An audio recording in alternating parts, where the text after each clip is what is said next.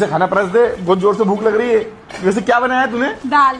वाह यार, दाल तो मेरी फेवरेट है, मजे आ जाएगा आज तो। पर एक बात बोलूं, तुम चिल्लाओगे तो नहीं? नहीं बोल। वो ना, मैं दाल में एक चीज डालना भूल गई। अरे कोई बात नहीं, दाल में तो 2 चीज भूल जाती तो भी मैं खा लेता। इतनी जोर से भूख लगी मेरे को, ला दे। ये क्या है?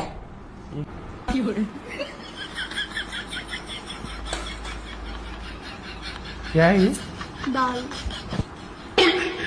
अच्छा, तू दाल में ही दाल डालना भूल गई। तड़का तो बराबर मारा तुमने, राई जीरा सब।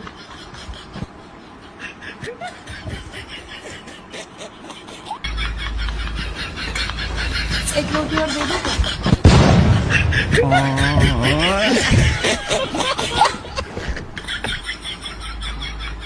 अचानक से पेट भरा भरा लग रहा है यार, थोड़ी देर से खा लूंगा।